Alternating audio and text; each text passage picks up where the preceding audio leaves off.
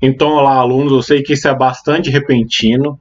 E nessa primeira semana, como vamos já ter essa videoaula, então essa videoaula será uma revisão, tudo bem? Então siga a revisão. Então, o segundo capítulo de vocês é República Oligárquica.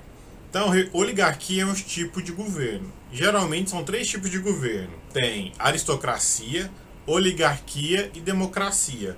Qual que é a diferença de cada um? A aristocracia significa governo dos melhores. Então, tecnicamente, o governo dos melhores que ele se refere é o governo dos ricos. São os ricos na política, os ricos te comandando. E oligarquia é o mesmo grupo ou a mesma família na política.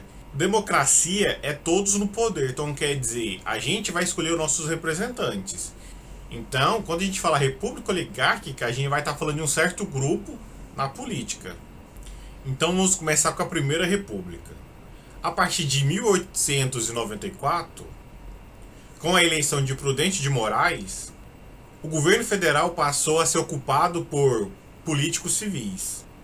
Esse período que vai de 1894 a 1930 ficou conhecido como República Velha, República do Café com Leite ou República dos Coronéis. Nos primeiros anos da República, as regras eleitorais pouco mudaram. O voto era destinado aos alfabetizados acima de 21 anos. Sendo assim, 80% da população era excluída, porque eles não eram alfabetizados.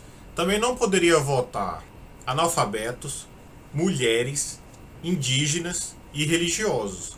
Então, sendo assim, essa grande parte da população não tinha direito ao voto.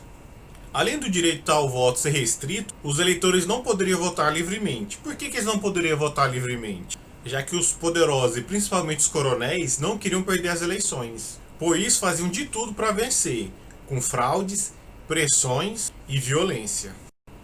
Coronel e o voto de cabresto. Quem eram os coronéis? No Império, o coronel designava o posto mais alto da Guarda Nacional e também o chefe político da cidade. Já na República, quando a Guarda Nacional perdeu sua importância, o coronel passou a designar chefe político de uma região e geralmente era um fazendeiro. O sistema de aliança e dominação dos coronéis ficou conhecido como coronelismo.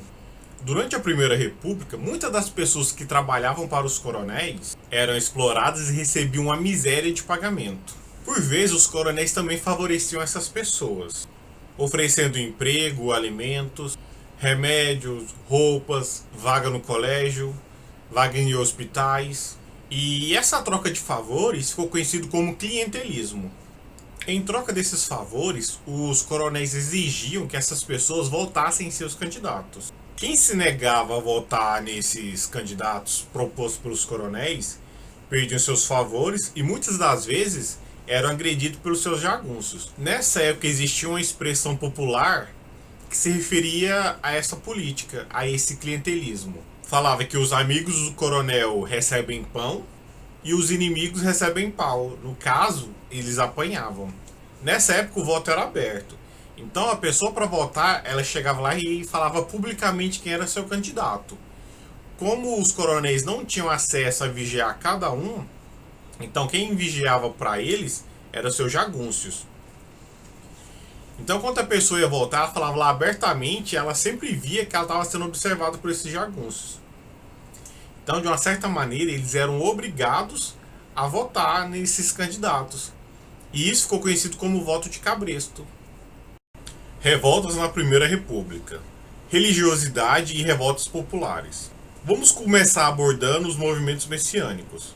A palavra messiânico deriva de Messias, que significa enviado de Deus, o Salvador. É um termo ligado a religiões judaicas e cristãs. Na história do Brasil, o termo messianismo é usado para se referir aos movimentos sociais em que milhares de pessoas formam comunidades sob a influência de um líder político e religioso.